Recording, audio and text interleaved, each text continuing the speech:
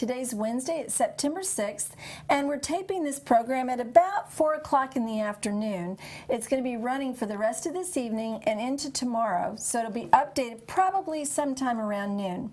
I'm Lynn Schneider. I'm the Director of Marketing and Communications here at Shell Point, and of course you know Emily Rose, who's our Director of Public Relations, and we thought we would give you a little more information about what's going on with Hurricane Irma, and in particular what's happening here at Shell Point. So some of you may have seen the program that we did this morning, so a little of this information will be a repeat, but we do have some new information. I thought I would start off by telling you where we're at with the hurricane plan. As you know, Shell Point has a very extensive hurricane plan that it puts into effect whenever there is the threat of any kind of tropical storm that could elevate to the point of being a hurricane. We are in phase 1 of the plan, and basically that means that they are setting up the hurricane shelter in advance of possibly needing to use it for an evacuation.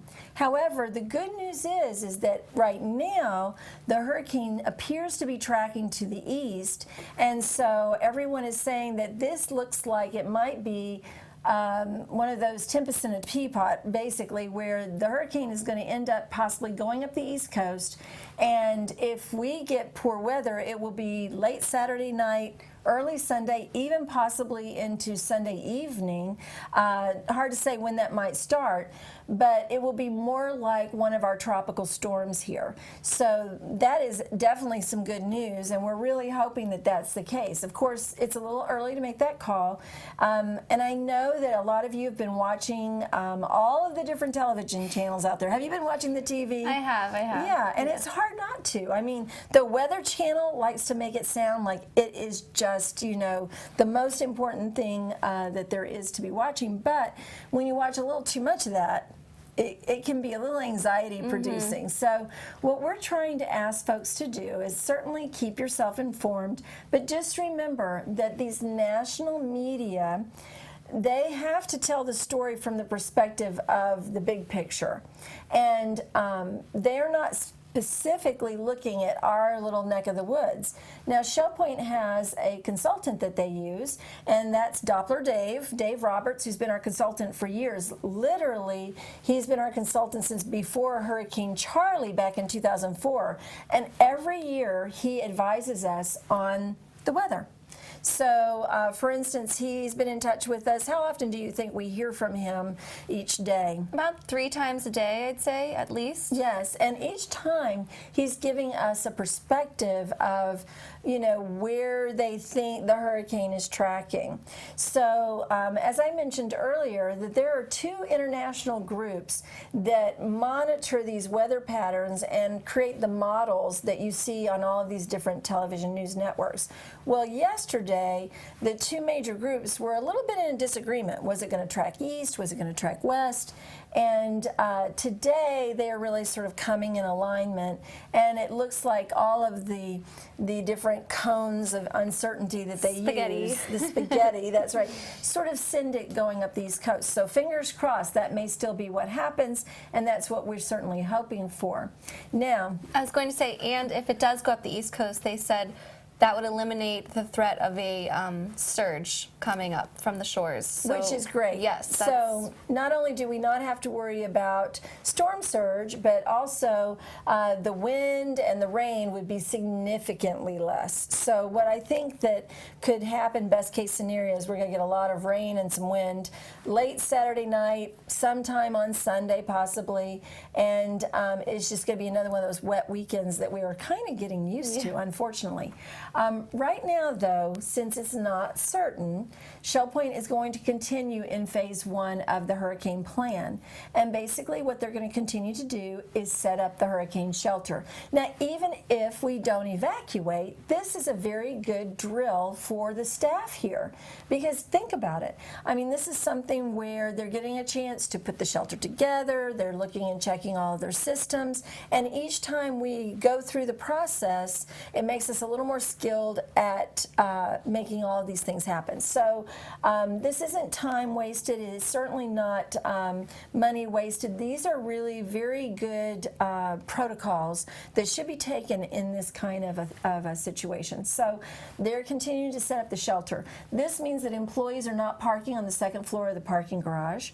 It also means that they have had the food and water all starting to come in, and that will be stored there. Our food service department is very good about when they order the food, it's something that is rotated. So this isn't food that's been sitting around for 3 or 4 years. This is fresh food that's being brought in.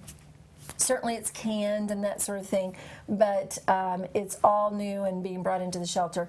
The water storage, I already saw that was in place. They bring the porta-johns in. I mentioned earlier, it is certainly not the Ritz-Carlton experience, but it is a safe shelter. And to have that place to go if we ever needed to is really very reassuring. So the generator's there, they've got all the fuel that they need, so really everything is clipping along over in the parking garage. And once they get that set up, it will remain set up throughout the duration, regardless of whether we use it or not. So that's what's happening there. One of the other things that we talked about earlier today is telephone calls. Tell us a little bit about what Roy Nestor has been experiencing. Roy Nestor has been experiencing a lot of phone calls, some that aren't, may not be more of as much an emergency that you might think they are. If he is addressing concerns about electricity and power. I know someone reached out wanting to know if we, in the case of the emergency, if we have to turn off the power, what will happen? And that's something we'll address in a few minutes. But let's talk about who people should call and when they should call, and the kinds of questions that, for instance, like you mentioned that Roy Nestor's been getting a lot of phone calls. Well, quite frankly, think about it. He is supposed to be out and about, putting all these things into place. He also cannot be answering all the phone calls. So a lot of these phone calls are people asking questions that, quite frankly, some of them I think are maybe born out of anxiety from watching all of the news. We had someone call wondering where they picked up sandbags. Well, this isn't something that residents need to worry about. Shell Point takes care of all of the setup for the shelter and for the community, and so that's not something that we need to worry about, but that was a legitimate concern that someone had. So those are the kinds of things that people were thinking about early on because they were watching all of this news. Well, what we'd like to say is there are really 3 places to call when you have a question. Certainly 2190 is where we call for general maintenance questions, for questions about the community, for questions about transportation. But if you have a question about the hurricane specifically, the best person to talk to is actually your resident court rep. They were just all in the resident council meeting this morning, and so they've got the most recent up-to-date information about the hurricane preparations here at Shell Point. And if you contact your court rep can probably answer that question for you without having to go any further down the line. But if several people are asking them a question, then they can contact Roy or they can contact administration and get the answer that you need and bring it back to you. So what we're advising is please contact your court rep if you have a question specific to the hurricane. And of course, if you're having a maintenance issue in your home, or if you need some assistance with something, don't hesitate to call 2190 because that's what they're there for. So that's one of the things. Now, Emily, you did mention the electricity, and we did receive a question. One of the residents wanted to know, do they turn the electricity off when there's an evacuation? Let's look back at Hurricane Charlie. Many years ago, in 2004, when Hurricane Charlie came, we evacuated into the shelter. And actually, that was a good experience because it gave us a sense of what it really is like to have that facility here and to actually utilize it. It was quite reassuring. It went much more smoothly than I expected, and although, as I said, it was certainly not the most luxurious accommodations, it was very comfortable, and I was quite surprised at how well that particular event occurred and how well we got through it. what we're talking about now, though, is when the shelter was put into effect and everyone moved in, they turn off the power in all of the buildings. So now the buildings are vacated, everyone goes into the shelter during an evacuation, and the electricity is turned off in those buildings. And it stays off during the event until we come back out of the shelter and go back into our homes. Once we go back into our homes, they've already turned the power back on and everything's back up and running. So the reason you should know that is, and this is why this question was so appropriate, is you can't just sit in your home and think, I'm just going to ride this out in my apartment in Telladora or Macomb or wherever, and just watch TV and have the air on and all this, because the power will be turned off. So that is not an option. Coming into the shelter, if it's a mandatory evacuation, we definitely would be evacuating into the shelter. So that's something that people need to know. The question, though, for this weekend is, if we were to have an evacuation and the electricity was off, someone was worried about the food in their refrigerator, and that's a valid concern. First of all, we don't really anticipate that there will be a need for an evacuation. So let's don't start any rumors. We don't want family up in Ohio worried that we're all sitting in the shelter right now. Be sure you let them know what's going on. But as far as the food in your refrigerator, think of it as any other time where you might have a power outage. So certainly, between now and this weekend, I definitely would be eating the steaks, I'd be drinking the milk, I'd be having the salad. Don't forget the ice cream, always important. And I wouldn't be buying any of that at the grocery store between now and the weekend. But we had a resident this morning who made a very good observation, because since we're probably not going to be evacuating and we're going to be staying in our homes, the likelihood of losing power is not very high, and if we did lose power, it would probably not be for very long. And she was suggesting that you can take your plastic containers, fill them with water, leave a little bit of gap at the top, because as the water freezes, it's going to expand a little bit, and you don't want your container to crack. But when you leave those in the freezer, it keeps the freezer cold, even if the power goes off for a short period of time. And I thought, well, that's a very good hint. Although it's funny, because I always thought that, water contracted when it became ice. But, science. Also, too, not one of those things I even profess to know. Also, if you have an ice machine maker, to just keep filling up bags of ice. I've been putting them in Ziplocs, putting them aside. Good idea. So the more they fill up, you just keep filling it up and putting them aside. And your refrigerator is the best cooler that you could have. So as long as you're putting ice in there and water, like you said, it should be a good insulator for it. That's a good idea. Now, if you do put the ice in a plastic bag, make sure it is sealed very tightly, and it wouldn't hurt to sit it in a plastic dish, because if that ice melts, you don't want that to leak in your refrigerator. So, use some common sense there, but those are ways to keep your refrigerator cooler, and especially, as you said, your freezer. So that's the answer to the electricity question. We also received another question, and this is a very, very important question.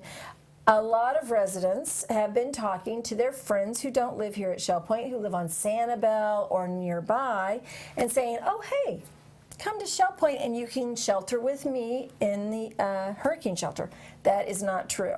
So let me just make sure everybody understands. The hurricane shelter here at Shell Point is strictly for residents of Shell Point and staff. And the reason is that we know how many people live here, and that is how many people can be accommodated in the shelter.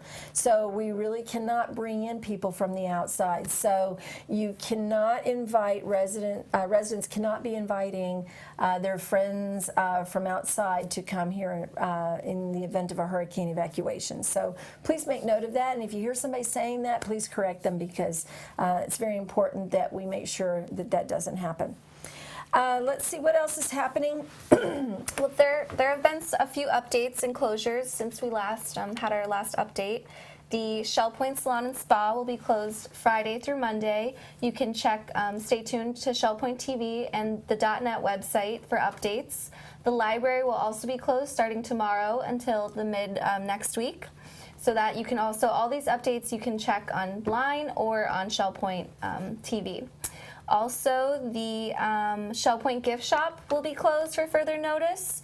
Susie Q will not be taking any trips for now as the weather, settles. The trip to Clam Bake on Friday and Monday, those will not be happening. Marketplace, of course, will be canceled. Inquiring Minds on Friday will also be canceled. So anything that you have planned this week is most likely going to be canceled throughout this weather, and as we wait to find out what happens with the storm.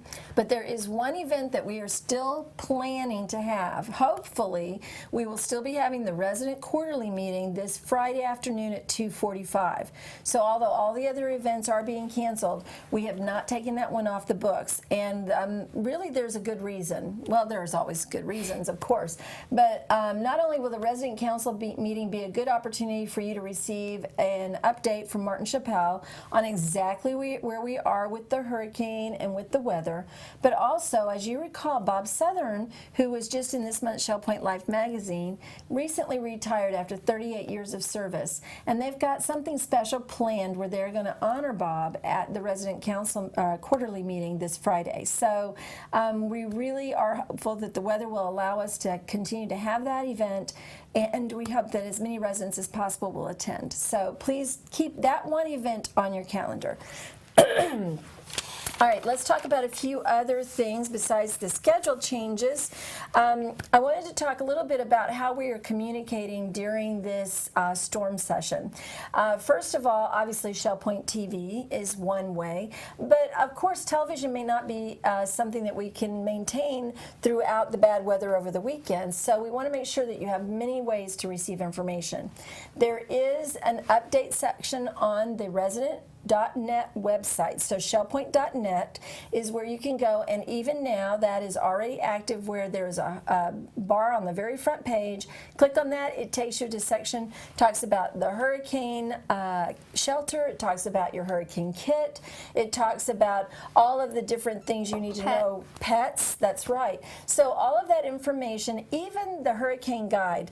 Now I know everyone received a hurricane guide because we sent them one in the Inter-Village Mail earlier this summer, but several people have been saying that, oops, I threw that away because I didn't think we would need it. Now I understand that's a very wishful thinking, and I totally endorse that and accept it and understand it. But for those of you who'd like a copy now of the hurricane guide, you can download that off of our website. So I would suggest that if you're interested in knowing what the guide says, you can read it online or you can download that off our site.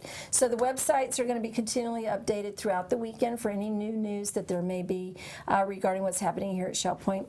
And then also we have set up the resident information hotline, and this is something for your family and friends. You can actually give this phone number out to all of your family and friends, no matter where they live. If you've got family up in Idaho or New York or wherever, we don't want them worrying based on national news.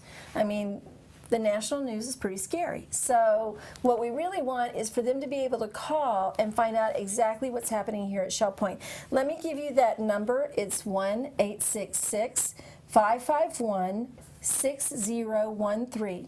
That's 866-551-6013. And basically we put a message on there when they call up. They'll hear a message that explains what our current situation is. I recommend, if you like, go ahead and call it, and you'll be able to hear the message that's on there. So throughout the weekend, we can update that message if our situation changes. And when that would become important is, let's say we did have an evacuation.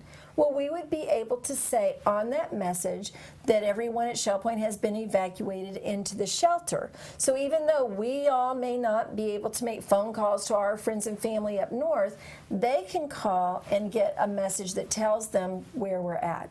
So that's the purpose of that phone number. Feel free to share that with your friends and family, and as I said before, it might be a good idea for you to call it, and you'll be able to hear what it says as well. And basically that information will stay the same unless there is a change. But I just wanted you to know that that is available, and that's one of the other tools that we use for communication. Let's talk a little bit about transportation. So what about all of the bus transportation? All the buses have been canceled until further notice. However, if you have an emergency, which would be classified as a physical therapy appointment on site or a medical doctor's appointment, you can call the service desk and schedule, and they will figure out to get you to your appointment. But all other forms of transportation have been shut down in the hopes to reserve fuel for the cars and until we figure out what's going to happen with the storm. Absolutely. So transportation then, if you like, call the service desk and they can give you some more information about that. So that's basically what's going on right now. I know that some folks are trying to find out, should they be saving food, should they be saving water, should they be going to the grocery stores and things like that. Certainly that is up to the individuals. I think it's a good idea. Obviously, you know, canned goods and canned protein like tuna, jars of peanut butter, things that will last. And that way, if you purchase it now and you don't end up needing it for the weekend, it's something that you can keep in your pantry and use over time. So it's not a bad idea to stock up on a few of those things. In terms of, pardon me, in terms of more information, we will update this again tomorrow. So today's episode of Shell Point Today, which obviously is a lot different than what we normally do, but we do hope that it gives you a lot of information. We are going to run this program this evening, and it's going to repeat all this evening and then tomorrow morning. In the morning, we'll be getting an update from Doppler Dave. Management team will be meeting, and following that meeting, we will be able to put together another update for you. So that means that this program will be updated sometime tomorrow, round about noon, give or take. So be sure you tune in tomorrow for more information. In the meantime, stay safe and obviously stay dry. Thankfully, it's not raining. Yep. So right now, when you look outside, it still looks good. But we will be back in touch with you tomorrow. And remember not to panic. We are in the safest place you can be. That's so right. That's, That's reassuring. right. Very Absolutely. reassuring. Absolutely. So thanks for joining us, and we'll see you again tomorrow.